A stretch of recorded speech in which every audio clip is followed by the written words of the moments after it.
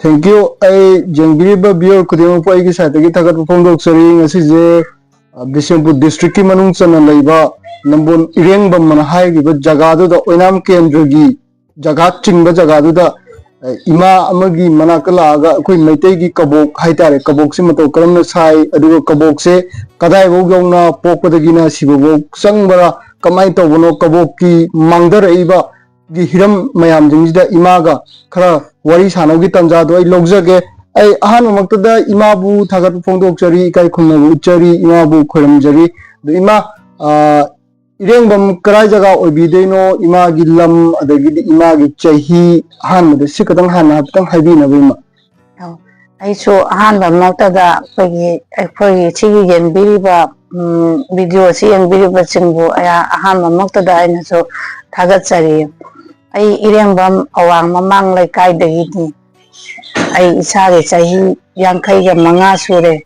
I Mapam Sida Yum Panjarapani, I have to Torvum Hojoji Amkana Land Toriba Torvum Mapam Dagi, I Hojarapane, Pamsida Yum Panjarapani.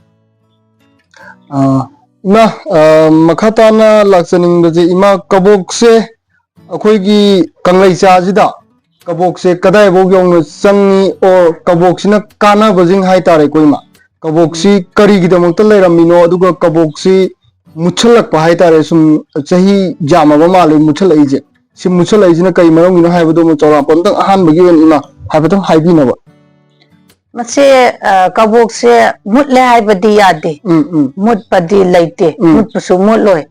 Masina Kogi, Maitay Kogi. Natki way but Horam sing that must yaw the Vayadra port a manina, Mamingi wayna, Karakara Adumak Yauba. So she does so Kogi Mayam Zava the hen talked na Koi my Vina Ipan Tava, Habasidagi, a Koidumse, Kuntrani, Po and Kaitsamasi Adum Kazikazi Sijanava. Other Horan Larik Nitaba the Sodum Samatani Sijanava. Almiama Sina Poco the Sijanare Poco Dagiko. Other Mimana Siba, Habasid Alconimima, Koi Light Rain at Rasmine Torre Lavacteria Almatamda. I could Kabokitang or so Pok the Vayada Basumba, Poco Dagi Siba, Ibasina, Asi Marak or she oire. Aduga Marak Shati that Kona Sijanari Basina. Luhong Bada, I could Mangani Lahungi, Astika, and Namayam, Hainavasida, Sizana River Sensida, I could see Kaboki, Makansinsa, a Loina season, or people out by the city, Magi, Imung Chigi, Tentolambigi Matumina. So Logi Matalogapi, I could like Tabadagi Hona Lakogi, Kabok Picket, Lupa Ani Piva Dagina, Kaboksi, Hobo Pawai. Aduga Tramanga Piva, Kun Piva, Kuntra Piva, Kabok Picket, Kogi Kabok Subnagi, Amakatanga, Bura, Maton Semaga, Sanyanga Pawayon Mayaba, Maraksi the Mayam Lake Haitare, Masini Kogi Kaboki, Sizana Pagima Pumsi. Imado Kabokse, Kai phone Sabirino, don't go phone, Jina Kadai, the Gilawi, Adugomato, Karamna, Sarakuno have the Kitan Habiram. Hause Kabok could be Pokudima Kabok Pokadiapa, Aduga, Akoina Kit Pose, Lina Kitang Lopa, no Kitang Lopa, Hiberma Labasina, and Magi. Quidegi Yamna Popa Mankana Pognaji AR-24 Kaina, Tainagi Moirang, Po Ipai, Podumba, Sumakasina, so Pokodiam, Pokuyai, Adokoi, it's Madu Loshi, Munle Haraga Sumagi Tanjazi, Yangaga, Lopanina. Koina Yama Masi, Koi Wangu Gumba, Kumbi, Moirang, Asumda, Lokwa Lapone, Hena Popa Hele. A Koigi Sigi, Oinam Kendra, the Kai the Poisina, Head Magi, Tangsat Oina,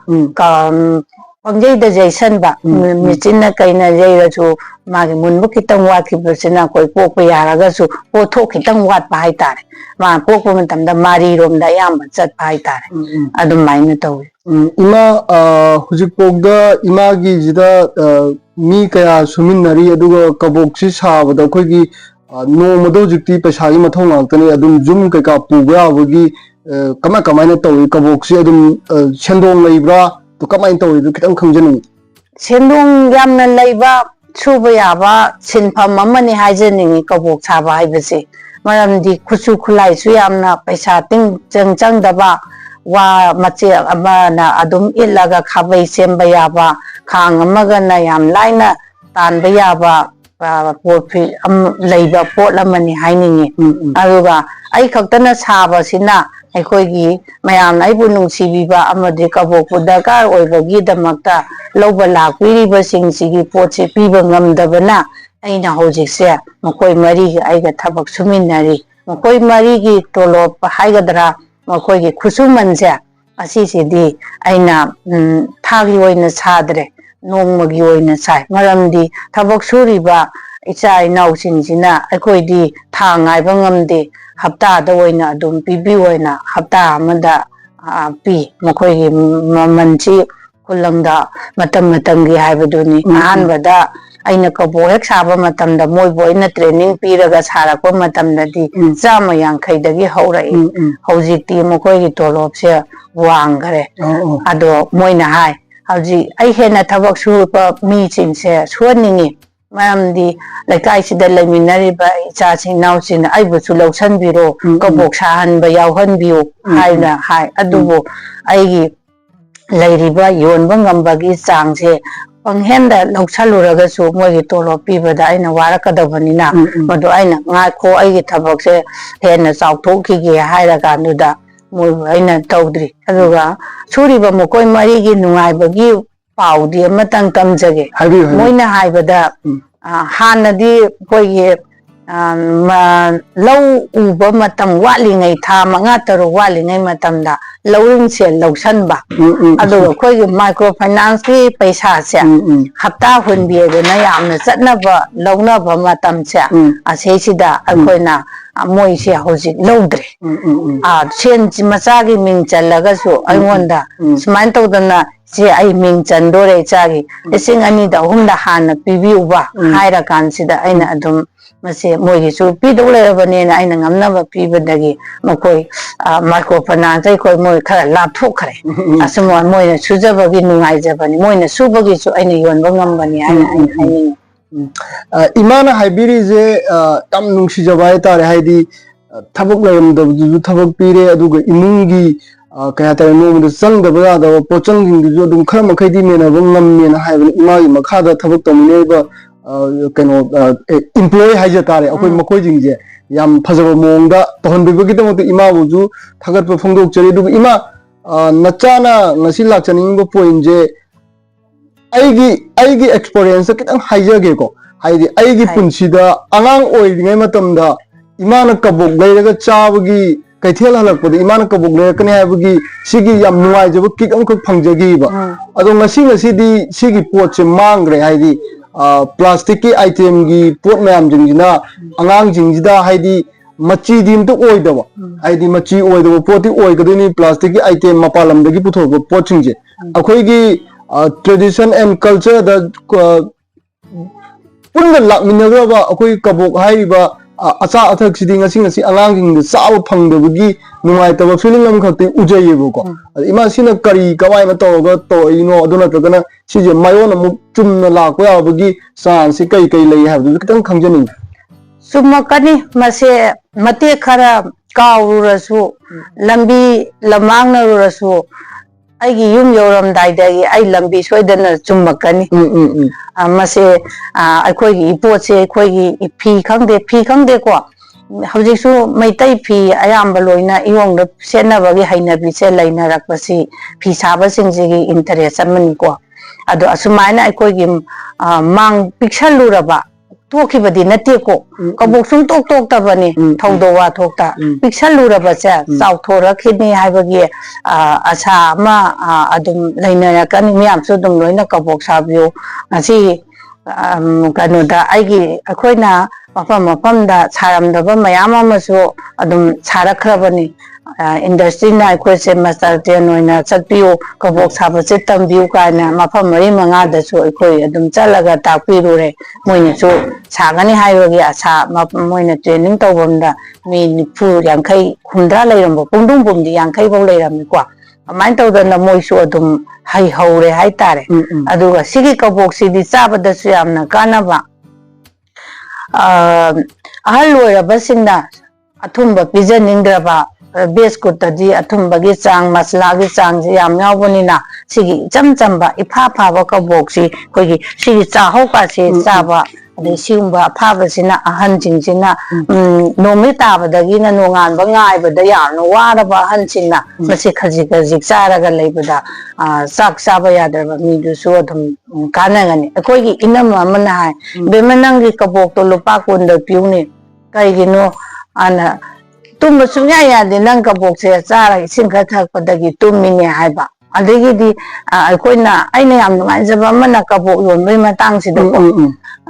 ꯑꯩꯁꯦ ꯂꯨꯍꯣꯡꯕ 15,000ꯁꯨ ꯇꯥꯕ ꯂꯩ 10ꯁꯨ ꯇꯥꯕ ꯌꯥꯏ ꯃꯥꯏ ꯃꯥꯏ ꯂꯧꯗꯨꯏ ꯃꯇꯨꯡ ꯏꯟꯅꯀꯣ ꯑꯗꯣ ꯑꯩꯅ 10,000 10,000ꯗꯣ ꯄꯦꯟꯊꯣꯛꯇꯕ ꯌꯥꯝ ꯄꯦꯟꯕ ꯃꯇꯥꯡ ꯌꯥꯎꯈ꯭ꯔꯦꯕ ꯀꯔꯝꯕ ꯀꯥꯟꯗꯅꯣ ꯑꯩꯅ ꯅꯨꯡꯗꯥꯡꯁꯦ ꯇꯨꯝꯃꯕ ꯑꯗꯨꯏꯗꯨꯗ ꯏꯇꯩꯃ ꯊꯣꯡ ꯑꯝꯇ ꯍꯥꯡꯕꯤꯌꯨ ꯀꯩ ꯇꯧꯔꯕꯖꯥꯠꯅꯣꯅ ꯊꯣꯛꯂꯛꯄ ꯃꯇꯝꯁꯤꯗ ꯏꯇꯩꯃ ꯀꯕꯣꯛ ꯈꯣꯏꯗꯨꯝꯗꯣ ꯂꯨꯄꯥ 10ꯗ ꯄꯤꯌꯨꯕ ꯑꯩ ꯀꯔꯤꯒꯤꯅꯣꯅꯦ ꯍꯥꯏꯅ ꯑꯩ ꯏꯆꯥꯗꯣ ꯁꯨꯃꯥꯏꯅ ꯇꯧꯗꯅ ꯃꯁꯥ ꯁꯥꯒꯠꯄꯗꯒꯤ ꯃꯐꯝ ꯃꯔꯥꯡ ꯈꯪꯈꯤꯗ꯭ꯔꯦ ꯑꯗꯣ ꯑꯩ ꯃꯥꯏꯕꯗꯣ ꯀꯧꯔꯨꯕꯗ ꯁꯨꯃꯥꯏꯅ ꯇꯧꯅ ꯀꯕꯣꯛ ꯂꯩꯔꯨꯆꯣ ꯏꯇꯩꯃ ꯑꯩ ꯄꯤꯕꯤꯌꯨꯕ ꯍꯥꯏꯅ ꯈꯜꯂꯦꯕ ꯍꯥꯏꯌꯦꯕ ꯑꯗ ꯑꯩꯅ ꯈꯜꯂꯦ ꯑꯁ ꯑꯩ ꯀꯕꯣꯛꯁꯦ ꯃꯤ ꯑꯃꯒꯤ ꯄꯨꯟꯁꯤ ꯀꯟꯕ ꯉꯝꯕꯅꯤꯅ ꯑꯩ ꯀꯕꯣꯛ ꯁꯥꯕ ꯊꯣꯛꯄ ꯌꯥꯗꯦ ꯀ ꯍꯥꯏꯕ ꯋꯥꯈꯜꯁꯦ ꯑꯩꯉꯣꯟꯗ ꯌꯥꯝꯅ ꯈꯜꯂꯦꯕ ꯑꯗꯣ ꯑꯩꯅ ꯁꯤ ꯄꯨꯒꯣ ꯀ ꯍꯥꯏꯔꯒ ꯅꯣꯡꯉꯥꯜꯂ ꯊꯦꯡꯅ ꯑꯉꯥꯡ ꯐꯈ꯭ꯔꯕ ꯑꯁ ꯐꯔꯦ ꯀꯥꯏꯕꯁꯦ ꯑꯩꯉꯣꯟꯗꯁꯨ ꯌꯥꯝ ꯅꯨꯡꯉꯥꯏꯖꯕ ꯍꯥꯏꯇꯥꯔꯦ ꯑꯁꯤꯒꯨꯝꯕ ꯂꯩ ꯀꯕꯣꯛ ꯆꯥꯕꯁꯤꯁꯨ ꯀꯥꯟꯅꯩ ꯆꯥꯕꯁꯦꯒꯤ ꯃꯇꯥꯡꯗꯁꯨ ꯑꯩꯉꯣꯟꯗ ꯑꯩꯈꯣꯏꯒꯤ ꯏꯊꯛ ꯊꯣꯡꯕ ꯀꯩꯅꯣꯁꯤꯡꯅꯁꯨ ꯍꯥꯏꯔꯛꯄ ꯃꯇꯝꯗ ꯃꯁꯤ ꯑꯩꯈꯣꯏꯒꯤ ꯀꯩꯅꯣꯗ ꯑꯦꯌꯥꯔꯄꯣꯔꯠꯇ ꯐꯥꯎꯕ ꯀꯕꯣꯛꯁꯤ ꯄꯤꯌꯨ ꯍꯥꯏꯕꯅꯦꯕ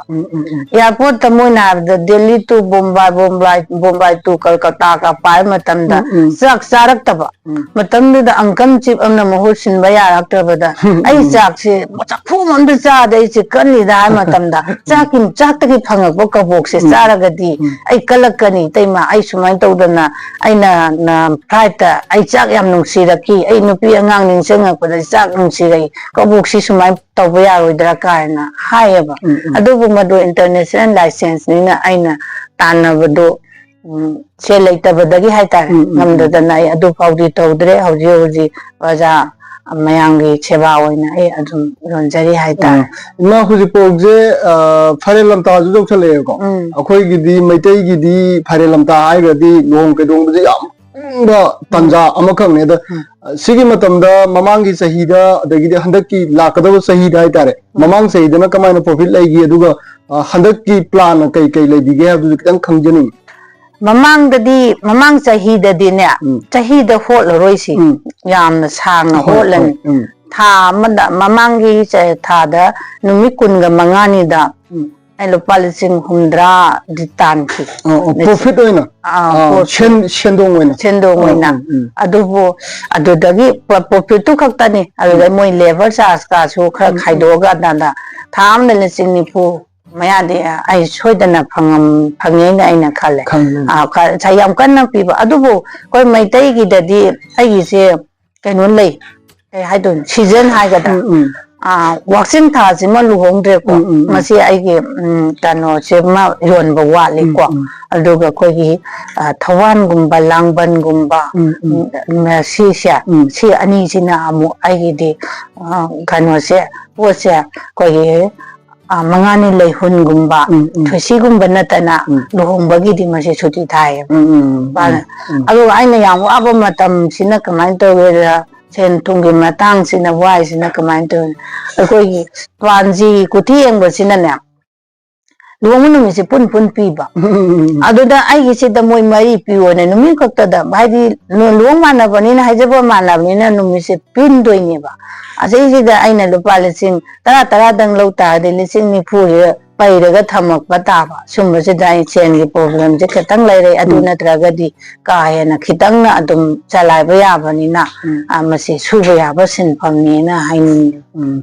अदु इमा आइना सुम इमा दु लाक्चनिंग बजे अखोइगी मागी कहतारे चिनी अखोइगी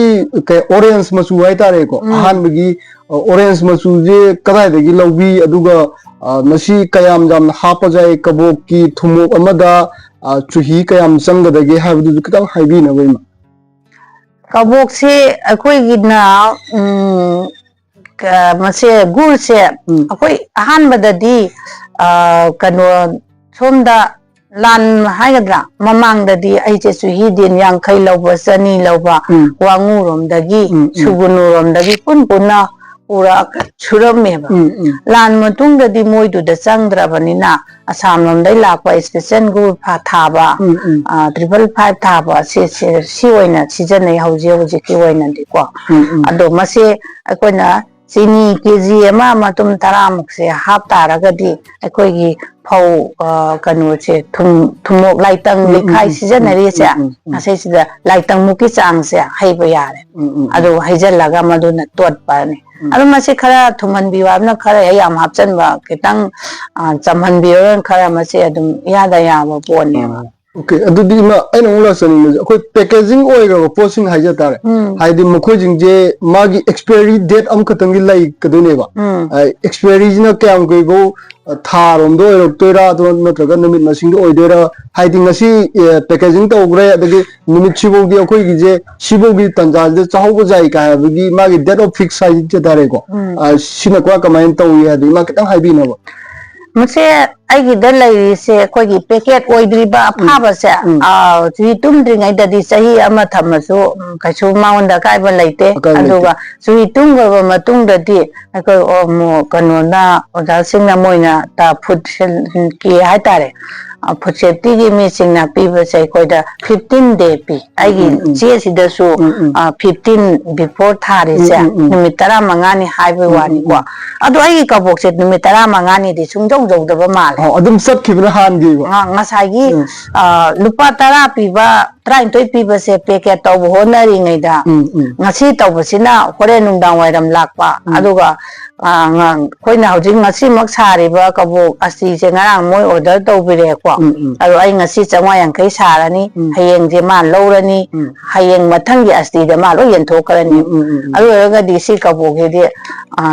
15 डे द नमगा लैबगे सुंदै लैत्रे अदुम लोइबगा चाखबने अदु मयामना सिगे कबोक से हावी आइगे कबोक से हावी कायना मोइना हाइबसु लैबको आइना से ताबदसु अदुम हराउजबा हाइतारे हाइदि थबक तो मसुरुबगी मयाम ए नंग दु फै का हारगे हेन होननिंगबा सिगी पोतुजु पब्लिक की कमेंट दगी लाएन हाइबिबनी अदु इमा मरोइन मखाताना लाक्सनि मुझे पब्लिक की डिमांड हाइजत तारे को पब्लिक की डिमांड लमदि मयाम हारंगदबा माले अदु लमजे ख्वाइदगी मरोइन जाम हाइगनबा हाइदि इमानंगी कबोगो am hawi ka haibje kai lam hian hairak pujawi lam jindu hatang panbiram na loi makti na tabida ai ne kabok saba haurak pada kabok kamung si kamung na fas ni kamung mak ta bonal ngam po nambon kamung ado moi hauji kabok saba se अमल लैरे अदुना ममिंग खंगबि ब्रइमा मादे ममिंग मक्ति खंगजे नोमा अनोंदसु कबोक साबसे लौब लाकदसु मुन्नसु हंगमी अदो आइना ताकबिगिबनि हाइबदि नते मासु मसाना सानिंगना साबजु ओइरंगनी अदो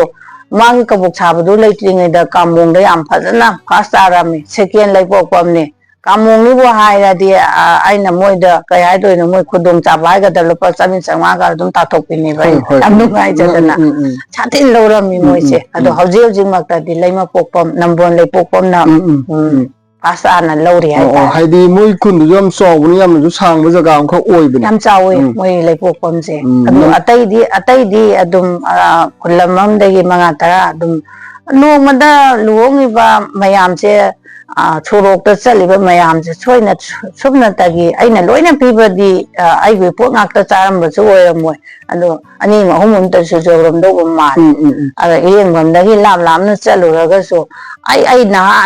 पुंगदुंगदा मरी मतागी लोंगबम चलुबनी नंगी कबोक तो ओइने येले अकोइदि नंगी लेवल से पाबदा नु एने कायना को आई थागे नि कायना को सुम नुंगाइबसु लै दुमान तो हाइदि इमा थबो हाइबजे सुगुलो कांदा मयांगी यामना पॉजिटिव ओइबो वेदा मीजिंगदा इनकरेज तौबिबजु मसी यामना मथौ यामना ताई अखोइगी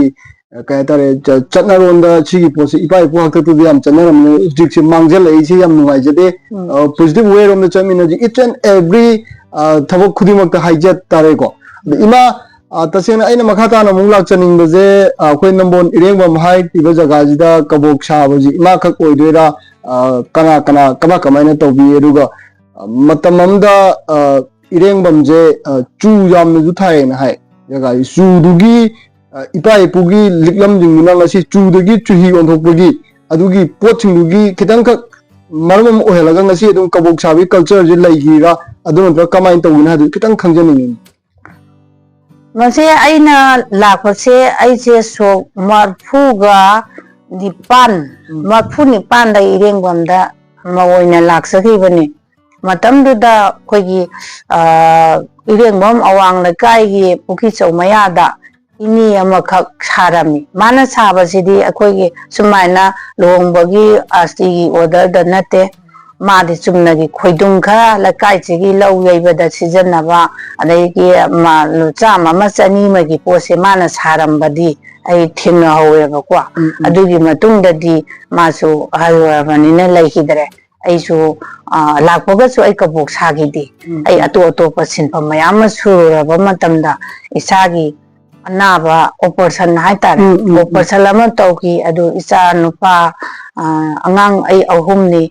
nupi ama nupa ani makoi ahumna 11 12 ki yam kana tamakpa matamda ai angang icha nabadagi phamung da taraga leigiba paisa yam dakar oirakhiba aduda aisi kari tausigi edana ayam wana matamjida icha sangdabasu yadaba sen thadabasu yadaba ahanchin ai ikubok inembok so sonjalakpagi matangsida ai tawpham khangide yamna wagi haitare waba ibu opasal loyakpada chaninga laitadana ai chanam chara hingi du yogi ando matamduda kogi tada mana sumain tawdana phutki kabok sabagi ama lakhi lai nang yahogera mokhoi se kaino so hadi loan gumba so ma phang piga dawba mali ado nang se sumain tawna bua ma sanglenda khoigi mayam kai hai dono pot mayam se puthoga yonbagi sanabi mela se asi yawba ngamgadra haina hai ko ai yam yawning paisa ama phawal laitaba se sida kamain tawga isi tawsiga da yawning badagi migi phawdo I shot uraga dukan da tai thokre nangi paisa se ai numi manga tawni se leiraga pirake ko tarani se leira pirake hairamaga ai phobo tara shot ki koi kaka amadagi aduga madugi tuna kabok sang se da thadara kanda ai burama sanglen sida ai kaboki asaba mayam se ai khakna sade aduda ai mi je yawhalle kanda sare ai maton mangagi maton tariat ki ka se sara kanda angak pada ai kanagi lalu nunglu kadagi kaboki item huna makse koigi lalu sarai ka dana sumaina tawba dagi sigi lalu achauba ka se akoina sem sare kan sida pure matamduda yamna harauna jo mela se kaino khangdana thoi ado in the industry department sponsor tawgibani ando ai numitari ni suba kan sida mafamduda moina hotel pi ai family oina lairaga angang animaga mapaga aiga chalaga matam cha chana thong loli matam moina low haiba moi ben service pau pi ko aman tora kanda ayam nungaina pangthok se ai nitigi mokoigi kan meeting haigadra adu so adum phammi stone se adum mayamna kabuk mayam phajaba mayam chubada aine he stone hangwan nimitagi kabuk no first ani haiba se wa lawe kabuk sa ak cha ho jiga thoiding jiga tola sabajida atai achapo chana di stone manung du pau ai kabuk se ngak leira sai kabuk na first ani na yam kan haine aina as aingon da thajaba amta pokte ai ga hek thangna base koi gi thangjam ego koi gi phul mai hai mahi chungba moi chu po tongminna bani ne thangna ba adegi sona kandana koi gi machinery kanu Lakshmi machinery gi export over to bi karak maya du da kabok sina pungan ngan gani sagi mai masuk jam phajabani light ka thamim gadi kabok sina ayung din da de khara thiye ba man light thala kanda mai phajaba maya complexion se phajaga poni ba ane ꯑꯃꯥꯏꯅ ꯇꯧꯔꯦ ꯑꯗꯨꯒꯗꯤ ꯅꯨꯃꯤꯠ 8ꯅꯤ ꯁꯨꯕ ꯅꯨꯃꯤꯠꯁꯤꯗ ꯏꯍꯥꯟ ꯍꯥꯟꯕꯗ ꯃꯣꯏꯅ ꯑꯩꯒꯤ ꯁꯥꯔꯇꯤꯐꯤꯀꯦꯠ ꯑꯃ ꯃꯣꯏꯅ ꯄꯤꯅꯕꯒꯤ ꯀꯧꯈꯠꯂꯛꯑꯦꯀꯣ ꯍꯥꯏꯗꯤ ꯁ꯭ꯇꯣꯟ ꯐꯝꯕꯒꯤ ꯑꯗꯨ ꯁꯥꯔꯇꯤꯐꯤꯀꯦꯠꯇꯨ ꯑꯃꯨꯛ ꯂꯧꯔꯨꯔꯦ ꯑꯗꯨꯒ ꯑꯃꯨꯛꯅ ꯑꯃꯨꯛ ꯑꯩꯈꯣꯏꯒꯤ ꯅꯨꯃꯤꯠꯁꯤꯗ ꯑꯩꯈꯣꯏꯒꯤ ꯂꯨꯄꯥ 1,2,90,000ꯒꯤ ꯁꯦꯡꯁꯟ ꯑꯃ ꯄꯤꯌꯦ ꯑꯩꯈꯣꯏꯅ ꯀꯩꯅꯣꯒꯤ ꯏꯟꯗꯁꯇ꯭ꯔꯤ ꯗꯤꯄꯥꯔꯠꯃꯦꯟꯠꯅ ꯁꯤꯟꯕꯤꯔꯀꯥꯟꯗ ꯑꯩꯈꯣꯏꯗ ꯂꯣꯟ ꯃꯆꯥ ꯑꯃ ꯑꯩꯅ ꯉꯁꯥꯏ ꯄꯟꯖꯈꯤꯕꯗꯣ ꯑꯗꯨꯒꯤ ꯀꯩꯅꯣꯗꯨꯃ ꯄꯤꯔꯦꯀꯣ ꯑꯗꯨꯗ ꯑꯃꯨꯛ ꯈꯔ ꯑꯃꯨꯛ ꯍꯔꯥꯎꯋꯦꯕ ꯄꯨꯟꯁꯤꯗ ꯃꯣꯏꯅ ꯍꯔꯥꯎꯕ ꯈ꯭ꯋꯥꯏꯗꯒꯤ ꯑꯃꯨꯛꯇ ꯅꯨꯡꯉꯥꯏꯕ ꯄꯣꯛꯇ꯭ꯔꯤꯕ ꯍꯔꯥꯎꯕ ꯄꯣꯛꯇ꯭ꯔꯤꯕ ꯃꯈꯜ ꯑꯃꯅ ꯑꯃꯨꯛ ꯂꯥꯁꯇ ꯑꯃꯨꯛ ꯀꯔꯦꯟ ꯁꯥꯔꯕꯣꯝꯕꯤꯅ ꯂꯥꯎꯔꯛꯄꯅꯦꯕ ꯕꯤꯁꯦꯝꯄꯨꯔ ꯗꯤꯁꯇ꯭ꯔꯤꯛꯀꯤ ꯑꯣꯏꯅ ꯁꯅꯥꯇꯣꯝꯕꯤ ꯀꯕꯣꯛ ꯁꯅꯥꯇꯣꯝꯕꯤꯅ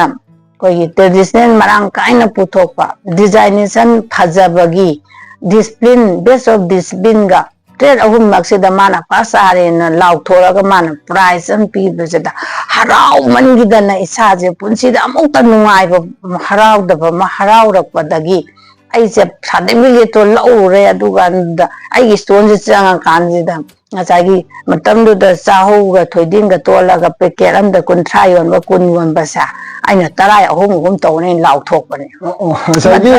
ꯍꯥꯏꯗꯤ ꯇꯟꯖꯥꯗꯨꯗ ꯑꯗꯨꯃꯥꯏꯅ ꯁꯥꯔꯇꯤꯐꯤꯀꯦꯠ ꯑꯃꯒ ꯐꯪꯕꯒꯤ ꯅꯨꯡꯉꯥꯏꯕꯒꯤ ꯏꯅꯣꯠꯇꯨꯒ ꯂꯣꯏꯅꯔꯒ 1,2,90,000 ꯐꯪꯕꯩ ꯍꯧꯖꯤꯛꯇꯤ ꯂꯥꯛꯑꯅꯤ ꯀꯥꯏꯁꯦ ꯃꯇꯝꯗꯨꯗꯗꯤ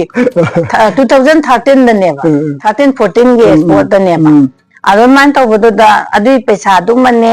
ꯑꯗꯨꯗꯗꯤ ꯑꯃꯨꯛ ꯏꯁꯥꯁꯦ ꯀꯩꯝꯇ ꯈꯟꯗ꯭ꯔꯨꯗꯦꯕ ꯉꯁꯥꯏꯒꯤ ꯐꯥꯔꯁ ꯇꯥꯕꯩꯗꯨꯅꯦꯕꯀꯣ ꯑꯗꯩꯗꯨꯗ ꯑꯩꯅ ꯍꯔꯥꯎꯃꯟꯈꯤꯗꯅ ꯑꯁ ꯑꯩ ꯀꯕꯣꯛꯁꯦ ꯂꯨꯄꯥ 10 ꯑꯍꯨꯝꯇ ꯄꯤꯊꯣꯛꯑꯒꯦ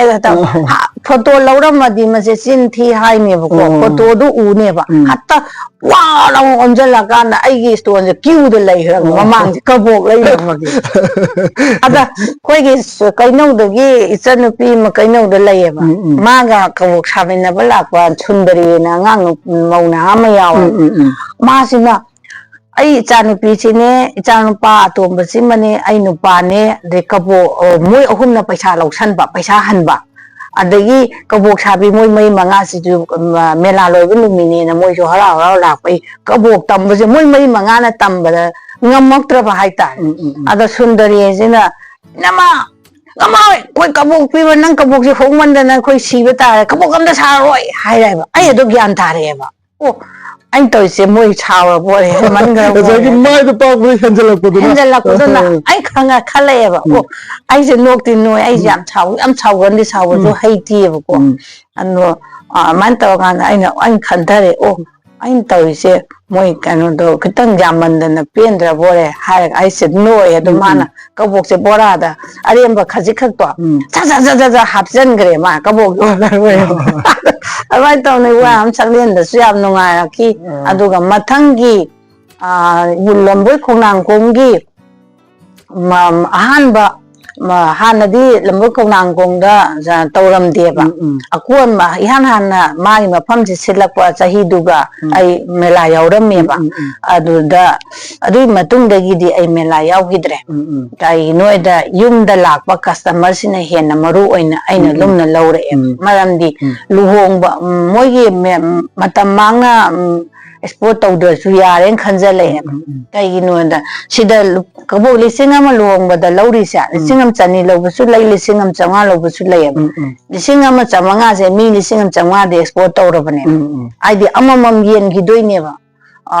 ꯍꯣꯏ ꯈꯪꯅ ꯆꯥꯟꯅꯕꯗ ꯑꯅꯤ ꯄꯤꯁꯜꯂꯝꯕꯁꯨ ꯌꯥꯏ ꯑꯗꯣ ꯂꯨꯍꯣꯡꯕ ꯑꯝꯇꯗꯒꯤꯗꯤ ꯑꯩ ꯀꯁꯇꯃꯔ ꯑꯃꯈꯛꯇꯪ ꯑꯅꯤꯈꯛꯇꯪ ꯐꯪꯉꯒ ꯂꯣꯏꯔꯦꯕ ꯑꯗꯣ ꯍꯧꯖꯤꯛ ꯇꯧꯔꯛꯏꯁꯦ ꯅꯍꯥꯟ ꯂꯨꯍꯣꯡꯕꯗ ꯊꯦꯡꯅꯕ ꯀꯕꯣꯛꯇꯣ ꯑꯗꯨꯗꯩ ꯅꯝꯕꯔ ꯂꯧꯖꯕꯅꯤ ꯁꯤ ꯀꯕꯣꯛꯁꯦ ꯂꯧꯖꯒꯦ ꯄꯦꯀꯦꯖꯤꯡ ꯇꯧꯕꯗ ꯏꯃꯥꯒꯤ ꯅꯝꯕꯔ ꯀꯩꯀꯥ ꯂꯣꯏꯅ ꯍꯥꯞꯄꯦ ꯃꯥꯒꯤ ꯀꯩ ꯍꯥꯏꯇꯥꯔꯦ ꯁꯤ ꯏꯃꯥꯁꯦ ꯁꯤꯗꯒꯤꯅꯦ ꯍꯥꯏꯕꯗꯣ ꯈꯪꯅꯕꯒꯤ ꯑꯗꯨꯃꯥꯏꯅ ꯇꯧꯔꯒ ꯃꯣꯏꯅ ꯇꯦꯂꯤꯐꯣꯟ ꯇꯧꯔꯛꯑꯦ ꯇꯧꯔꯛꯑꯕ ꯃꯇꯨꯡꯁꯤꯗꯒꯤ ꯑꯩꯅ ꯑꯃꯨꯛ ꯌꯥꯅꯤ ꯈꯣꯠꯅꯤ ꯍꯥꯏꯔꯒ ꯍꯥꯟꯅꯗꯤ ꯃꯣꯏ ꯀꯣꯏꯊꯤ ꯊꯤꯔ ꯂꯥꯛꯑꯝꯃꯤ ꯊꯤꯗꯕꯁꯨ ꯌꯥꯄꯣꯠꯇꯦ ꯀꯔꯤꯒꯤꯅꯣ ꯍꯥꯏꯗ ꯊꯤꯗꯕ ꯌꯥꯗꯕ ꯍꯥꯏꯁꯤꯗ ꯌꯥꯝ ꯅꯨꯡꯉꯥꯏꯕ ꯑꯃꯁꯨ ꯂꯩꯔꯤ ꯑꯩꯈꯣꯏꯒꯤ ꯂꯨꯍꯣꯡꯕ ꯇꯧꯕ ꯋꯥ ꯂꯦꯞꯅꯕ ꯃꯇꯝꯁꯤꯗꯅꯦ ꯅꯨꯄꯥ ꯃꯌꯨꯝꯁꯤꯅ ꯆꯥꯅ ꯊꯛꯅꯕꯁꯦ ꯀꯩ ꯇꯧꯁꯤꯒꯦ ꯍꯥꯏꯕ ꯃꯇꯥꯡꯁꯤꯗꯅꯦ ꯅꯨꯄꯤ ꯃꯌꯨꯝꯅ ꯑꯩꯒꯤꯗꯤ ꯏꯔꯦꯡꯕꯝ ꯀꯕꯣꯛꯇꯣ ꯑꯣꯏꯅ ꯇꯧꯔꯁꯤꯅꯦ ꯍꯥꯏꯔꯛꯑꯗꯤ ꯃꯣꯏ ꯊꯤꯗ ꯌꯥꯗꯕꯅꯤꯅ ꯑꯗꯨꯝ ꯊꯤꯔꯛꯄ ꯑꯁꯤ ꯑꯩ ꯌꯥꯝ ꯅꯨꯡꯉꯥꯏꯗꯅ ꯄꯩꯁꯥ ꯀꯥꯁꯨ ꯈꯔ ꯑꯗꯨꯝ ꯇꯥꯔꯦꯅꯦ ꯍꯣꯏ ꯍꯣꯏ ꯏꯃꯥꯅ ꯑꯗꯨꯁꯨ ꯍꯥꯏꯕꯤꯔꯤ ꯑꯗꯨꯒ ꯏꯃꯥ ꯃꯔꯛꯁꯤꯗ ꯑꯩꯈꯣꯏꯒꯤ ꯀꯕꯣꯛꯀꯤ ꯑꯥꯏꯇꯦꯝꯁꯦ ꯆꯥꯛꯍꯥꯎꯒꯤ ꯀꯕꯣꯛ ꯍꯥꯏꯕ ꯑꯃꯒ ꯑꯗꯒꯤꯗꯤ ꯑꯩꯈꯣꯏꯒꯤ ꯑꯆꯝꯕ ꯀꯕꯣꯛ ꯍꯥꯏꯇꯥꯔꯦꯀꯣ ꯑꯆꯝꯕ ꯑꯩꯈꯣꯏ ꯀꯕꯣꯛ ꯑꯐꯥꯕ ꯀꯥꯁꯨ ꯍꯥꯏꯅꯩꯀꯣ ꯁꯤꯒꯤ ꯑꯅꯤꯁꯤꯒꯤ ꯈꯦꯠꯅꯕ ꯑꯗꯨꯒ ꯃꯍꯥꯎ ꯃꯥꯒꯤ ꯀꯥꯟꯅꯕ ꯍꯥꯏꯇꯥꯔꯦꯀꯣ ꯁꯤꯅ ꯀꯩ ꯑꯣꯏꯗꯣꯏꯅꯣ ꯆꯥꯛꯍꯥꯎꯒꯤꯅ ꯀꯥꯟꯅꯕ ꯑꯗꯒꯤꯗꯤ ꯀꯕꯣꯛ ꯑꯐꯥꯕꯒꯤꯅ ꯀꯥꯟꯅꯕꯁꯤꯡ ꯍꯥꯏꯇꯥꯔꯦꯀꯣ ꯁꯤꯅ ꯀꯩ ꯀꯃꯥꯏꯅ ꯇꯧꯕꯅꯣ ꯑꯗꯨ ꯈꯤꯇꯪ ꯈꯪꯖꯅꯤꯡꯉꯤ ꯀꯕꯣꯛ ꯑꯐꯥꯕꯁꯤ ꯆꯦꯡꯗꯒꯤ ꯊꯣꯛꯄꯅꯤꯅ ꯆꯥꯛ ꯂꯥꯝꯕ ꯐꯕ ꯄꯣꯠꯅꯤ ꯍꯥꯏꯇꯥꯔꯦ ꯁꯦꯝꯕ ꯌꯥꯝꯅ ꯃꯔꯨꯑꯣꯏꯅ ꯆꯥꯛ ꯂꯥꯝꯕ ꯃꯇꯝꯗ ꯆꯥꯕ ꯌꯥꯝ ꯀꯥꯟꯅꯩꯅ ꯍꯥꯏꯕꯤꯕꯅꯤ ꯆꯥꯛ ꯂꯥꯝꯕ ꯆꯥꯕ ꯀꯥꯟꯅꯩ ꯑꯗꯨꯒ ꯑꯩꯈꯣꯏꯒꯤ ꯗꯥꯏꯕꯦꯇꯤꯁ ꯅꯥꯔꯕ ꯑꯍꯟꯁꯤꯡꯅ ꯃꯁꯤ ꯏꯁꯤꯡ ꯆꯠꯄ ꯐꯩꯌꯦꯅ ꯊꯥꯏꯅꯗꯤ ꯃꯁꯤ ꯏꯁꯤꯡ ꯆꯠꯄ ꯍꯥꯏꯕꯁꯦ ꯃꯁꯤ ꯆꯥꯔ ꯐꯩꯌꯦꯅ ꯍꯧꯖꯤꯛ ꯐꯥꯎꯕ ꯑꯗꯨꯝ ꯆꯥꯔꯦ ꯑꯗꯨꯒ ꯁꯤꯒꯤ ꯆꯥꯛꯍꯧ ꯀꯕꯣꯛꯁꯤꯅ ꯑꯩꯈꯣꯏꯒꯤ ꯀꯩꯅꯣꯗ ꯀꯦꯟꯁꯔ ꯐꯣꯝꯒ ꯇꯧꯔꯛꯄ ꯍꯧꯖꯤꯛ ꯃꯌꯥꯝꯁꯦ ꯃꯁꯤ ꯆꯥꯔ ꯐꯩ ꯀꯥꯏꯅꯁꯨ ꯃꯌꯥꯝ ꯌꯥꯝ ꯀꯟꯅ ꯆꯥ ꯊꯛꯄꯗ ꯃꯥꯁꯦ ꯄꯥꯎꯗꯔ ꯆꯦꯡꯁꯦ ꯄꯥꯎꯗꯔ ꯁꯦꯝꯃꯒ ꯊꯥꯗꯕꯒꯨꯝꯕ ꯀꯕꯣꯛ ꯐꯥꯕꯁꯦ ꯆꯥꯕꯒꯨꯝꯕ ꯑꯗꯨꯃꯥꯏꯅ ꯇꯧꯔꯀꯥꯟꯗꯨꯗ ꯆꯦꯡꯗꯒꯤ ꯁꯦꯝꯃꯒ ꯊꯣꯡꯕ ꯍꯥꯏꯕꯗꯨꯗꯤ ꯏꯃꯨꯡꯗ ꯊꯕꯛꯁꯦ ꯈꯤꯇꯪ ꯆꯤꯟꯅꯔꯒꯗꯤ ꯑꯍꯟ ꯆꯥꯅꯕꯗꯤ ꯍꯦꯛꯇ ꯔꯦꯗꯤꯃꯦꯗ ꯑꯣꯏꯅ ꯑꯄꯣꯛꯄꯁꯤ ꯑꯣꯏꯅ ꯑꯗꯨꯝ ꯂꯣꯏꯅ ꯆꯥꯅꯕꯤꯅꯦꯕ ꯑꯗꯨꯃꯥꯏꯅ ꯃꯈꯜ ꯑꯅꯤꯁꯤ ꯑꯗꯒꯤ ꯃꯣꯔꯤ ꯍꯥꯏꯕ ꯑꯃꯁꯨ ꯑꯩꯈꯣꯏꯒꯤ ꯁꯤꯠ ꯅꯥꯟꯕ ꯑꯁꯤꯗ ꯆꯦꯡꯗꯒꯤ ꯄꯣꯛꯄꯅꯤ ꯃꯣꯏꯁꯨ ꯆꯞ ꯃꯥꯟꯅꯩ ꯑꯗꯨꯒ ꯁꯤꯅ ꯆꯦꯡꯗꯒꯤ ꯐꯧꯗꯒꯤ ꯊꯣꯛꯄꯅꯦꯕꯀꯣ ꯑꯗꯨꯒ ꯆꯨꯖꯥꯛꯇꯨꯁꯨ ꯄꯣꯛꯄ ꯌꯥꯏ ꯆꯨꯖꯥꯛ ꯑꯩꯈꯣꯏ ꯆꯨꯖꯥꯛꯁꯤꯅ ꯃꯇꯧ ꯀꯃꯥꯏꯅ ꯇꯧꯔ ꯄꯣꯛꯀꯗꯣꯏꯅꯣ ꯃꯃꯥꯡꯒꯤ ꯆꯨꯖꯥꯛꯁꯦ ꯍꯧꯖꯤꯛꯇꯤ ꯄꯦꯀꯦꯠ ꯍꯥꯏꯗꯤ ꯆꯨꯖꯥꯛ ꯃꯔꯨ ꯑꯣꯏꯅ ꯕꯦꯛꯇꯁꯨ ꯌꯥꯝ ꯂꯥꯛꯑꯦ ꯃꯄꯥꯟ ꯂꯝꯗ ꯍꯥꯏꯒꯗ꯭ꯔꯥ ꯍꯧꯖꯤꯛ ꯑꯩꯈꯣꯏꯒꯤ ꯀꯩꯅꯣꯅ ꯑꯦꯒ꯭ꯔꯤꯅ ꯆꯨꯖꯥꯛ ꯊꯥꯔꯤꯁꯦ ꯑꯁꯤ ꯌꯥꯝ ꯊꯤꯅ ꯄꯣꯛꯄꯅꯦꯕ ꯑꯁꯨꯃꯥꯏꯅ ꯃꯥꯅ ꯄꯣꯛꯀꯅꯤ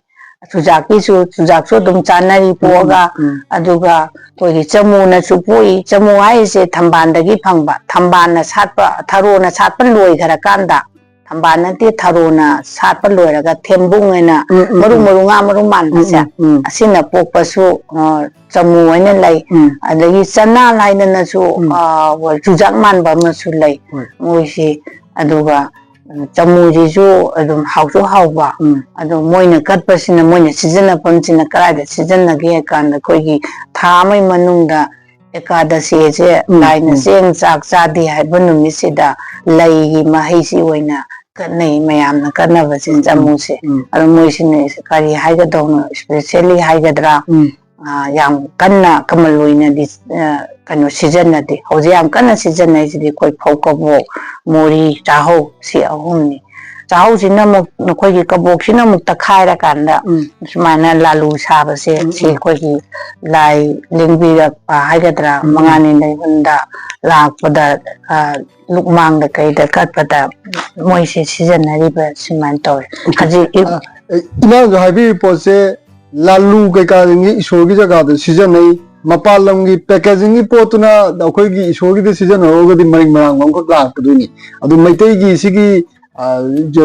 ꯇꯠꯅꯕ ꯊꯥꯅꯕ ꯌꯥꯗ꯭ꯔꯕ ꯀꯕꯣꯛꯁꯤꯡꯁꯤꯁꯨ ꯍꯦꯟꯅ ꯁꯥꯒꯠꯂꯛꯅꯕꯒꯤꯗꯃꯛꯇ ꯍꯦꯟꯅ ꯊꯕꯛꯁꯦ ꯇꯧꯔꯛꯅꯕꯒꯤꯗꯃꯛꯇ ꯏꯃꯥꯒꯤ ꯁꯥꯏꯠꯇꯒꯤꯗꯤ ꯏꯔꯩꯆꯥꯁꯤꯡꯗ ꯀꯩ ꯍꯥꯏꯕꯤꯅꯤꯡꯕ ꯂꯩ ꯏꯃꯥ ꯁꯤꯁꯨ ꯄꯨꯟꯅ ꯍꯣꯠꯅꯃꯤꯟꯅꯕ ꯌꯥꯕ ꯊꯕꯛꯅꯤꯗꯤ ꯏꯃꯥꯅꯁꯨ ꯃꯃꯥꯡꯗ ꯍꯥꯏꯕꯤꯈ꯭ꯔꯦ ꯑꯗꯣ ꯃꯁꯤ ꯀꯩꯗꯧꯕ ꯌꯥꯏ ꯍꯥꯏꯗꯤ ꯄꯦꯀꯦꯖꯤꯡꯒꯤ ꯑꯥꯏꯇꯦꯝ ꯃꯄꯥꯟꯒꯤ ꯄꯣꯠꯅꯗꯤ ꯃꯍꯨꯠ ꯁꯤꯜꯂꯨꯕ ꯌꯥꯔꯣꯏ ꯍꯥꯏꯗꯤ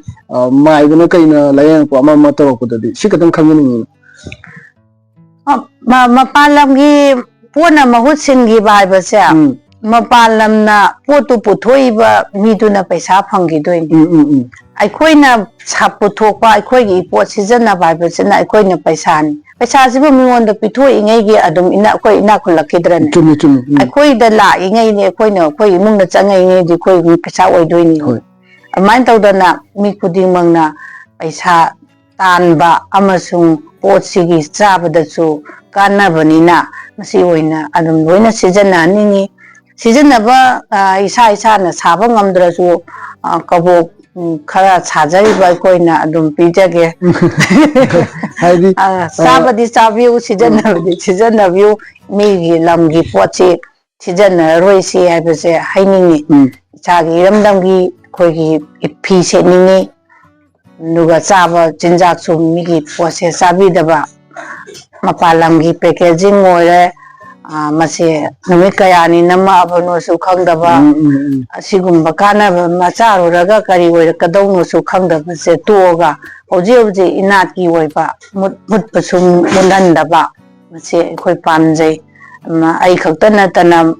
khoi iramdam chida lairiba maitai haiba nupi singse sinpham chinna loina suraga tanba yaba paisan maramdi maitai nupi amada kabok saba se ka hena tamudrasu yai phanek setpa haibagumna kabok saba chak thongba se maitai nupi gidi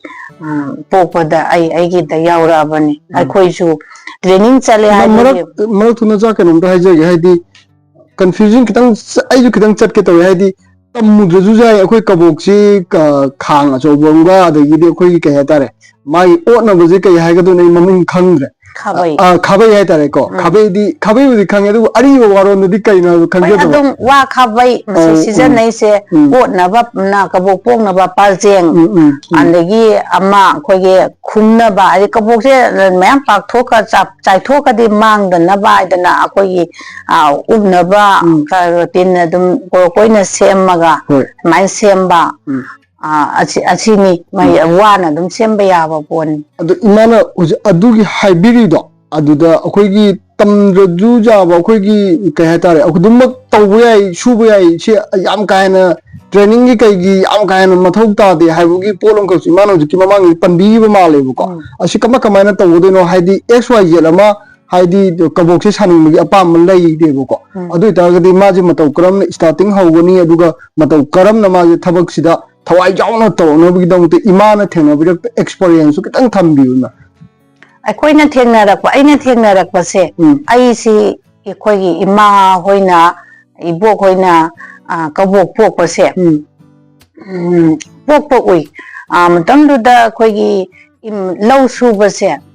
nipa si kana amana mori se chaningi kana amana phokabok chaningi kana amana sempak chaningi bako ado mama na imung dugi mai nupa na chaning basya khogi po ga din da susing aidi kanugi tha amagi jana bagi lau suri ngai da labuk ta pura ga jana ba se seme ba adu da koi ura eba adu ga suhi tumba si gidi suhi tumba sina suhi je koi ma hoina lau changam ahum gumba mara kumba thara kanjida akhoi chuhi sumbagi chuhi ni womche adum khangaeba ado hauji mayam loina khangam gani na khanbadi chak thongbada haibani na maitai nupisa chuhi je ayamana chu koi wo chu waksin gi sanganti da ka di imung ni ayamba loi semna bani na hairamgani habagi thajabagi wangbagi ni koina haijaise ado sumai tawna packaging je nalhansi ado sumai tawna design sina matam gi anobagi pot tare dana adunani aina yamna training chaludrachu luba nanbasidi akhoi icha singna khoi de hena loina hairaba ngaktani haibai wani haijabai wani thank you imana haibai poche suning manoning ba laibo taragdi adum akhoi gi maitai gi tradition and culture du yamna tanaba thanaba yadraba kabok se adumuk saba jai aduga sendong ju laiba simpham ama khangena haibi bani imado ima chaida dum loisannabagi tanjado lojage imabu thagat phongdok chari imana tawjage na khanjariba thabak hena chawthokpa ngamdaba jingju ngasigi numitagi di hena chawkhatpa afaba oibiu imagi